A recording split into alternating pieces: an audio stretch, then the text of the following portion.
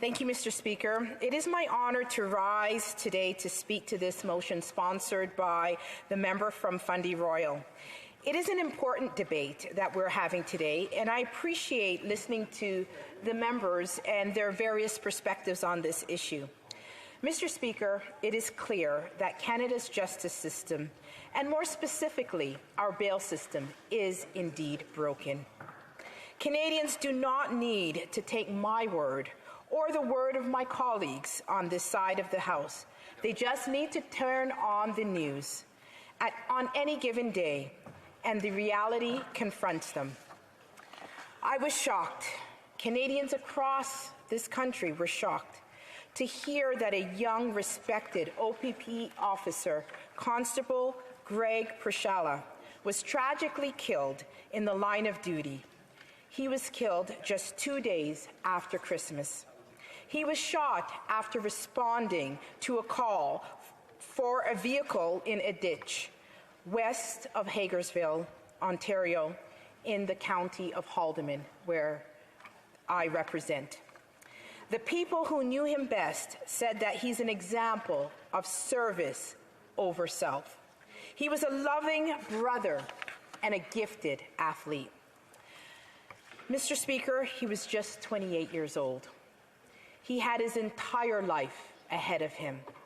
Thousands of officers and first responders came out in the pouring rain to honor this fallen officer at his funeral in his hometown of Barrie. We know that one of the accused of this heinous crime was out on bail after being charged with multiple offenses. In 2018, he received a life prohibition from owning firearms. In 2021, he was charged with several firearms offenses and assaulting a peace officer. He was later released on bail with conditions, but failed to appear in court. On September 6, 2022, a warrant was issued for his arrest, and additional charges were laid, and once again, he failed to appear. The news of the tragic death of Officer Pierzchala shook our small community. The Liberal government has had 8 years in power, and if they were competent, and if their policies actually worked, we would not be hearing these tragic stories time and time again, over and over again. I take issue with the words of the Minister of Justice, who earlier today said, quote, "I discourage members from wasting this opportunity with empty rhetoric designed to inflame the fears of Canadians." Mr. Speaker, my constituents' words are not empty rhetoric. Are the letters that I received from people all over the country inflammatory rhetoric? Is the pain and the cries coming from the families of victims across this country empty and inflammatory rhetoric? Mr. Speaker, Canadians don't need to be inflamed. They are actually afraid. Many Canadians are living in fear, Mr. Speaker, because our criminal justice system, specifically our bail system, is broken. Constable Pierzchala was the 5th officer slain in a period of just months last year.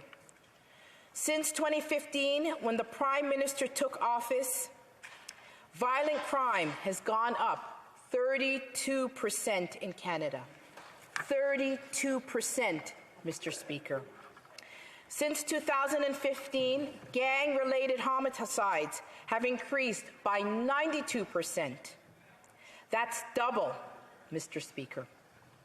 Out of 44 shooting-related homicides in Toronto in 2022, 17 of the accused were out on bail at the time that they were alleged to have committed these offenses.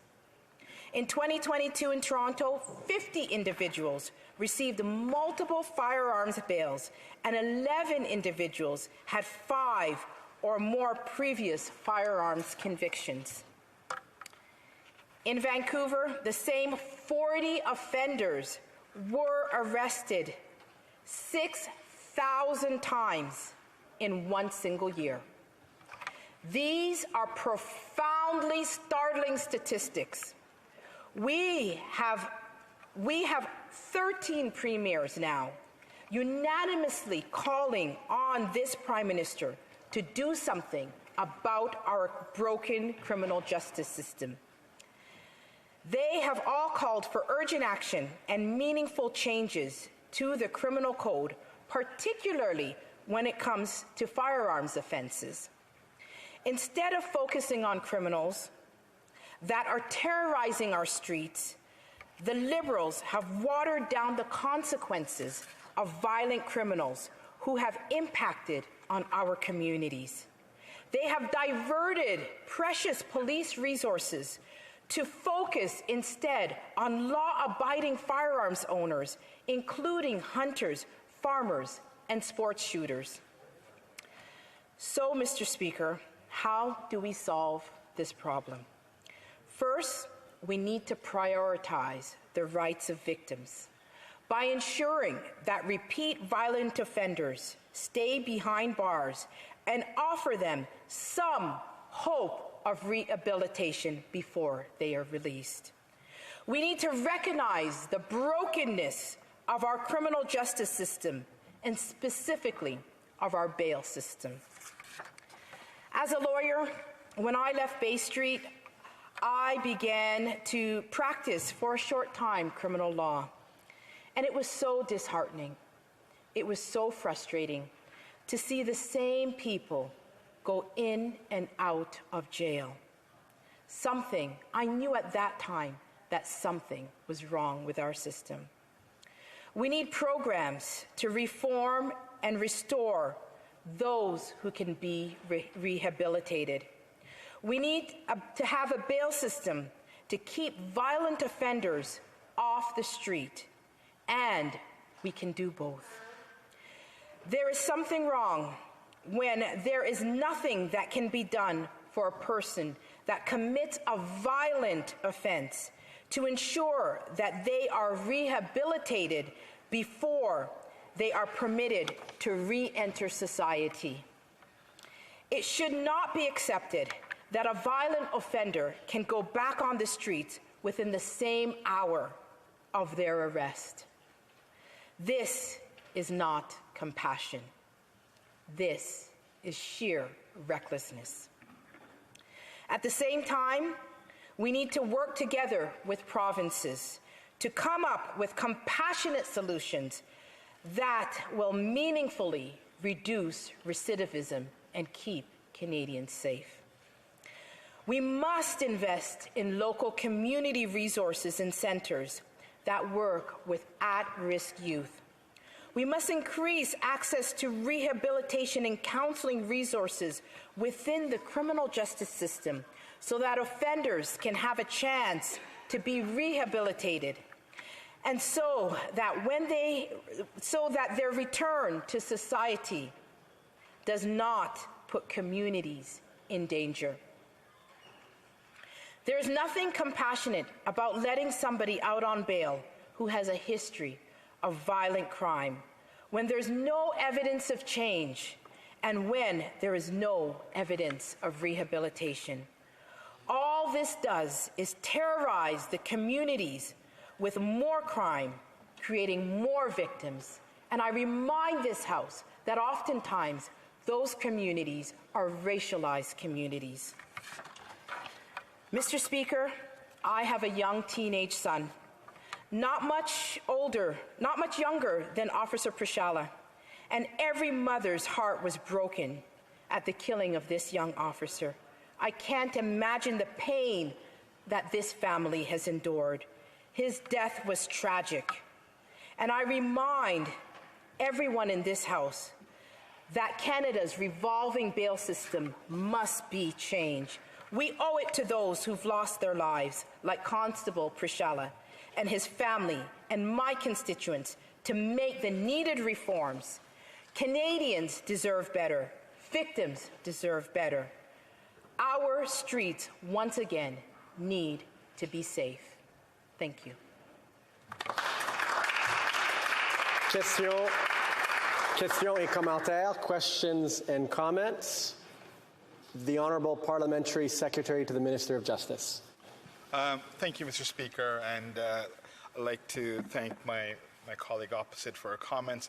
I know she mentioned in her speech the need to invest in communities and community organizations, and I note that every time our governments try to do that, to make very significant investments in community programming, the Conservative Party has voted against it. I'm wondering if she could explain why consistently the Conservative Party and her caucus has voted against measures that's meant to keep our communities safe and allow for especially young people to have an outlet outside of crime. The Honourable Member for Alderman Norfolk. Well, in fact, Mr. Speaker, we do not oppose meaningful investments in communities. In fact, we believe in the compassionate way of reducing recidivism. And I remind my friend that it was this side of the House that passed a recidivism bill last year. And our main issue, Mr. Speaker, is waste. Our main issue is the fact that we've diverted millions away from dealing with violent crimes into focusing on law-abiding firearms owners like hunters, sports shooters, and farmers. The Honourable Député. The Honourable Member for Lavignon-La Métis, Matane-Matapedia. Thank you, Mr. Speaker. I'd like to thank my colleague for her speech. And I understand the reflex, and I understand the intention behind this motion, given the proliferation of guns these days, the increase in violent crime in recent years. The intention isn't bad. But, however, when it comes to C-75, well, their criticisms are based on a certain ideology when it comes to law and order. And Caroline Ewell, who's a professor at the University of Guelph, has said, and she studies bail, and she says there's no evidence right now to suggest that a more severe approach to bail would actually improve public safety. So I'd like to ask my colleague what she thinks of that. The Honourable Member for Haldimand Norfolk. I thank my honourable friend for that question. And in fact, the individual who took the life of Officer Pierzchala was out on bail, and he had a lifetime prohibition against having a firearm, and yet that was not a deterrent. And I say to you that the family of Officer Pierzchala is listening and is watching this, and when we say that there is no hope in keeping someone behind bars and attempting to rehabilitate that person, that the only thing that we could do is to put them back on the street to commit another violent crime and to take another life, we see that as a travesty of justice. Time for a final question. The Honourable Member for Vancouver Kingsway. Thank you. Well, I happened to be in this House when the previous Conservative government was the government, and I was there when the previous Conservative Harper government dismantled the network of community prevention centres and crime prevention programs across this country, even though evidence showed that dollar for dollar that was the best way to reduce crime and lower the number of new victims. But I want to talk about the current matter that on bail. We recognize that justice requires protecting both public safety and the presumption of innocence, which forms a foundation of our legal system.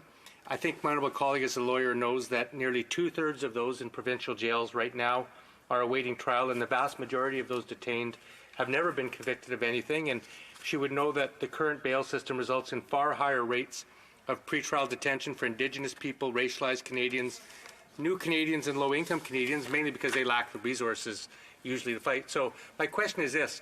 The current bail law is that it's open to a prosecutor to argue that a person should not get bail if they present a flight risk or a danger to public safety. Can she tell us why that law is not working today and how she would change it? The Honourable Member for Haldimand Norfolk in 30 seconds or less. I thank my honourable friend for the question. I do want to say that I was working in the community, in the Jane and Finch community, where many programs were funded by the Harper government for community policing. So I beg to differ with that. I also say I do acknowledge that our bail system does need to be reformed, both for those people who may be overrepresented in it and for the victims of crime. Thank you.